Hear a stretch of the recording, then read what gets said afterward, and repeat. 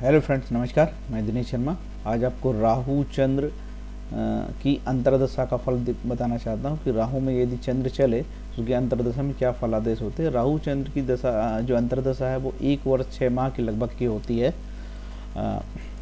Friends, मैं बताना चाहूँगा कि जगत के सभी प्राणियों को शारीरिक और मानसिक कष्ट होते हैं। कोई इसमें डरने की बात नहीं है कि महाभारत आरण्य पर्व में ही लिखा है, सभी के जीवन में संकट उतार चढ़ाव आते हैं। हिंदू, मुस्लिम, ईसाई, सिख, पारसी, बौद्ध, यहूदी सभी धर्मों के लोगों को के जीवन में संकट है, क्योंकि केवल आपके ही जीवन में नहीं। श्रीमद् भागवत में एक श्लोक आया है जिसमें लिखा है कि कलयुग में पदम पदम पे विपदाम है। तो आपको डरने की जरूरत नहीं है। सबसे पहले तो आप शांत रहिए, है ना। सौभाग्य से कहें या दुर्भाग्य से, शनि और कालसर्प योग या और भी ऐसे कई प्रकार के भ्रम केवल हिंदुओं को परेशान करते हैं, जबकि एक ही समय में लाखों लोग जन्म लेते हैं, सभी धर्मों के लोग जन्म लेते हैं। उन धर्मों में इस प्रकार का कोई भय का माहौल नहीं है। केवल हिंदू धर्म में ही है ज्योतिष और कालसर्प योग से लोगों को डराया गया है, और हजारों साल से ये डर हमारे खून में, डीएनए में डाल दिया गया है। इसलिए हम लोग बहुत डरते हैं। हिंदू जो है इसी कारण दुखी होता है, पीड़ित होता है और डरपोक महसूस करता है। ज्योतिष जैसी महान विद्या को भी धन अर्जन का साधन बना लिया गया, जिसके कारण यह शास्त्र बदनाम हो गया। लेकिन सही ये बात नहीं है। ज्योतिष एक महान विद्या है और बहुत महत्वपूर्ण एक विद्या थी जो आपके भविष्य के बारे में जानकारी देती थी। लेकिन ये धन अर्जन की विद्या होने के कारण से इसको अब बहुत बदनाम और विद्या मान लिया गया है। लेकिन आपको कई ऐसे ईमानदार आज भी साधु, ज्योतिष, ब्राह्मण हैं जो सच बताते हैं। राहु एक छली ग्रह है। राहु की महादशा 18 वर्ष की होती है। रहस्यमय तरीके से घटनाओं को घटित करता है। इसी कारण से एस्ट्रोलॉजर को, जो ज्योतिषी को इसके फलादेश बताना बहुत कठिन होता है। राहु के कारकत्व, इसके पूर्व के वीडियो में भी राहु के मैं कारकत्व के विषय में बता चुका हूँ। आप चाहे तो मेरा राहु वाला वीडियो आप देख सकते हैं, राहु की महादशा। उसमें ये राहु के पूरे कारकत्व के विषय में बताया है जो आपके लिए उपयोगी होंगे। राहु की महादशा का मेरा एक वीडियो है, पार्ट 1।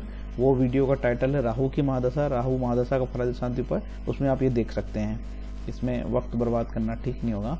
हाँ, राहु में मैं चंद्र की बात कर रहा हूँ। राहु में चंद्रमा, तो चंद्रमा के कारकत्व के से में थोड़ा डिस्कस कर लेते हैं। ये जो कारकत्व मैं बता रहा हूँ, जो मेडिकल के लिए के हिसाब से है, चिकित्सा के हिसाब से, कि आपको यदि राहु में चंद्रमा चल रहा है तो क्या क्या प्रॉब्लम चंद्रमा दे सकता है मेडिकली, चिकित्सा के क्षेत्र में। इसकी मुख्य प्रकृति कफ है, परंतु इसमें कुछ तत्ववात का भी होता है। इसका बलाबल किसी व्यक्ति की मन की स्थिरता के लिए खास है तथा पुष्टता को प्रतिबिंबित करता है।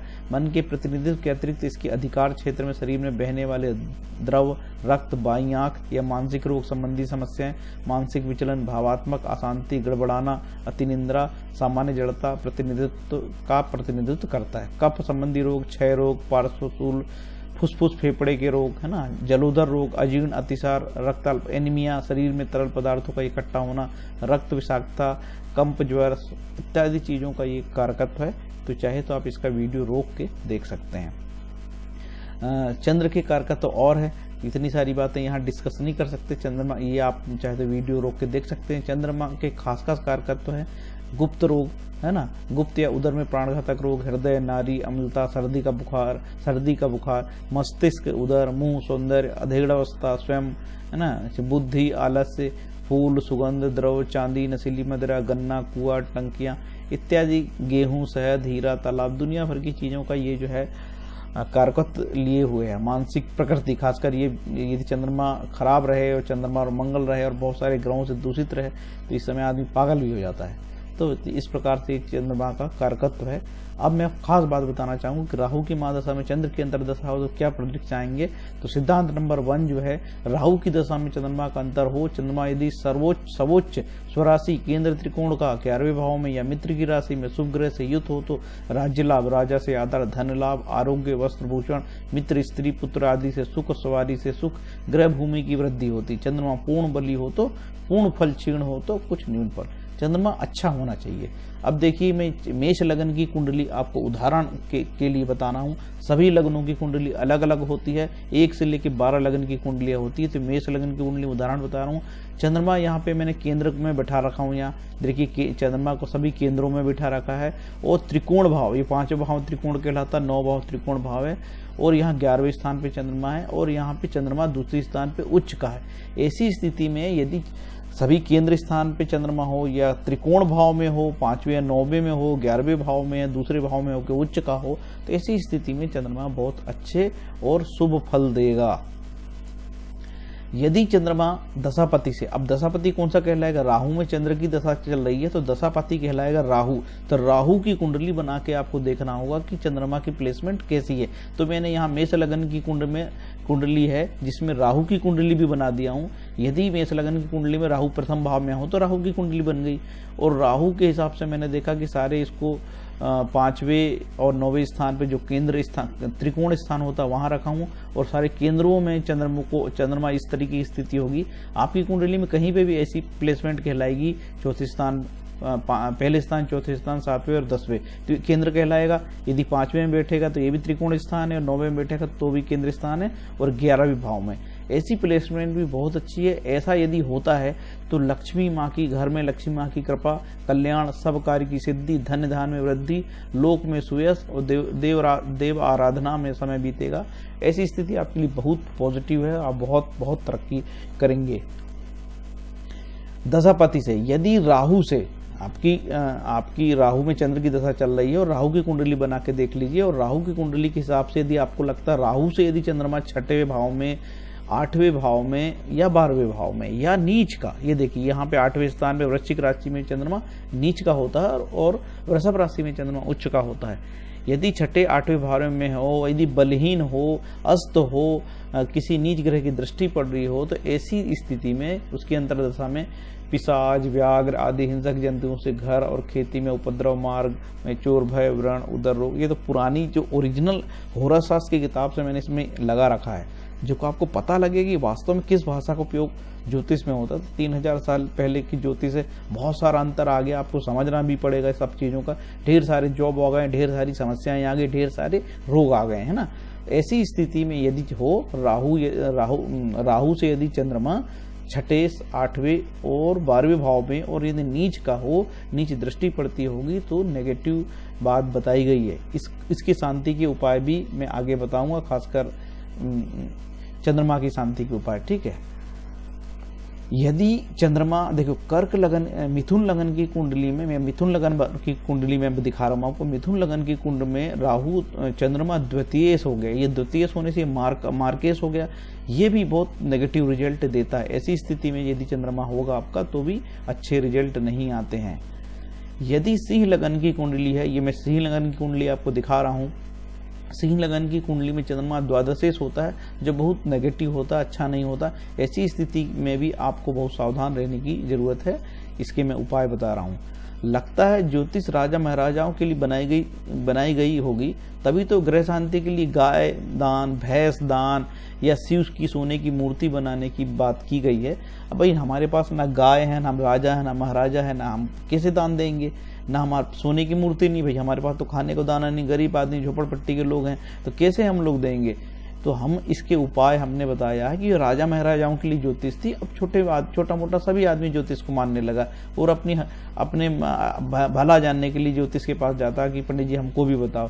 पहले राजा महाराजाओं के लिए ही ये ज्योतिष रिजर्व थी, तभी तो लिखा ऋषि पाराशर ने कि शिव की सोने की मूर्ति हम कहाँ से लाएं भैया सोना, हमारे पास तो पहनने के लिए सोना नहीं है, गाय भैंस कहाँ से लाएं, पीने के लिए दूध नहीं है। तो इसके भी उपाय हैं। दान बताया ऋषि मुनि, दान बड़े लोगों के लिए, गरीब लोगों के लिए, प्रभु का नाम लेने की बात है। तो यदि राहु में चंद्रमा की आपकी दशा चल रही है और चंद्रमा आपका खराब है, आपको नेगेटिव रिजल्ट आ रहे हैं, परेशान हो रहे हो, तो आप दुर्गा सप्तशती का पाठ कर सकते हैं, या दुर्गा देवी का, या दुर्गा सप्तशती का पाठ बहुत बड़ा है, 13 अध्याय, किसी को टाइम नहीं है तो उसका एक अध्याय भी आप डेली पढ़ सकते हैं। यदि वो भी टाइम नहीं है तो दुर्गा देवी सूक्तम एक आता है, तंत्रोक्त देवी सूक्तम, वो पढ़ सकते हैं। तो दुर्गा सप्तशती आप गीता प्रेस के ले लीजिए, उसमें सारे उपाय हैं, आपको थोड़ा थोड़ा लगे आप पढ़ सकते हैं। एकदम से सारा पढ़ोगे तो परेशान हो गए। देखिए, आप खास बात जो मैं बताना चाह रहा हूँ कि भगवान की भक्ति में बड़ी ताकत है। भगवान भक्ति से सारे ग्रह प्रसन्न होकर नाचते हैं, पृथ्वी माता मुदित होकर नृत्य करती है, सारे ऋण जैसे मातृ ऋण, पितृ ऋण सभी से मुक्ति होती है। नारद भक्ति सूत्र में 69 से 71 तक के श्लोक में लिखा है। श्रीमद् भागवत में भी ऐसा ही श्लोक आया 11वें अध्याय के 11वां स्कंद के 5वां अध्याय के 41वां श्लोक में यह बात आई है कि कोई यदि भगवान की भक्ति करता है तो उसके मातृ पितृ पृथ्वी ऋण सभी उतर जाते हैं और उसकी जो है सारे देव उसके लिए प्रसन्न हो जाते हैं। ये बड़ा सटीक बात है। ईश्वर भक्ति में आपको कोई टेंशन नहीं है। सामान्यतः कोई भी व्यापारिक दृष्टि से ज्योतिष जो करता है वह आपको ऐसी बात नहीं बताएगा, क्योंकि इससे उसका मिलने वाले धन में कमी आएगी। वह आपको महंगी पूजा ही बताएगा जिससे कि वह धन कमा सके। वह ग्रहों को महिमा मंडित करता है, वो ग्रहों की महिमा मंडित करके आपको डराएगा और कई शास्त्रों के उदाहरण देकर अपनी बात को सिद्ध करवाएगा कि वो जो बता रहा है वैसा ही होगा। लेकिन मैं भी जो बता रहा हूँ, मैं भी शास्त्रों से आपको बता रहा हूँ। यदि आप ईश्वर की पूजा लेता है, कोई भी ईश्वर की पूजा लो, हिंदू हो, मुस्लिम हो, सिख हो, किसी भाषा में बोले, संस्कृत, उर्दू, जो भी, यदि वो सच्चे मन से ईश्वर की पूजा करता है तो उसको ये ग्रहों से डरने की जरूरत नहीं है। उसका भला ही होगा। उसके जितने ऋण, ये देखो आजकल पितृ ऋण और मातृ ऋण और काल सर्पयोग, शनि के साढ़े, इसके नाम पे बहुत डराया जाता है और लूट खसोट की जाती है। तो मेरा उद्देश्य आपको बचाना भी है भैया। ये नगनगिने टोटके, इनसे आप जितना बचो तो ठीक है, नहीं तो आपको ये तो पूरे परेशान कर देंगे और पूरा धन आपको लूट लेंगे। दान करने की इच्छा है तो सरकारी स्कूल में जाइए। लोगों को पढ़ने के स्कूल नहीं है, टूट रहे हैं स्कूल, थोड़ी वहाँ मदद कर दीजिए। पीने के पानी की कोई बर्तन की व्यवस्था कर दीजिए। इसको आपको बहुत संपन्न आदमी है तो स्कूल बनवा दें या एक रूम बनवा दें या कंप्यूटर दान कर दें। इस तरीके से करिए, देखिए आपके सारे ग्रह प्रसन्न हो जाएंगे और आप खूब तरक्की करने वाले हैं। जो ऋषि पाराशर ने विष्णु सहस्त्रनाम, शिव सहस्त्रनाम, महामृत्युंजय जप के बारे में बात की है, इसका पाठ कर सकते हैं। अब देखिए कोई एक पाठ करिए। अब इतनी सारी चीजें तो आप करोगे तो आप परेशान हो जाओगे। कोई एक पाठ के प्रतियोगिता वाले छात्र को कोई जरूरत नहीं कि बड़े बड़े पाठ करे, वो कोई भी एक छोटा सा पाठ कर ले, ठीक है। यदि वो हनुमान चालीसा पढ़ ले या विष्णु सहस्त्रनाम पढ़ ले, शिव सहस्त्रनाम, छोटा सा पाठ कर ले, अपने उसकी प्रतियोगिता परीक्षा जरूरी भाई, उसने करियर बर्बाद हो जाएगा।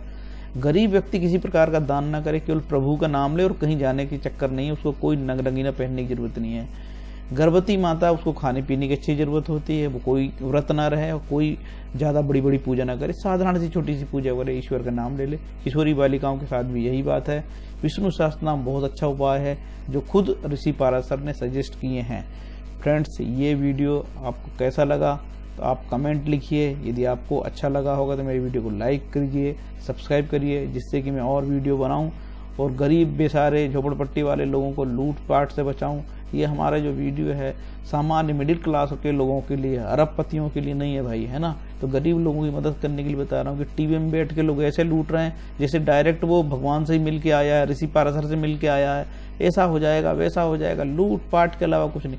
इतनी महंगी 1-1 लाख रुपए की पूजा बनाते हैं। एक सज्जन को तो अभी सोने की उसने मूर्ति, शिव जी की मूर्ति बनवा दी 50,000 की, और उसका काम भी नहीं हुआ। बेचारा हमारे पास आके रो रहा था। तो आपसे निवेदन है कि आप इन चीजों का आप भी प्रचार करिए कि ये सब लूटपाट के धंधे लोगों को आप भी बचाइए। Thank you.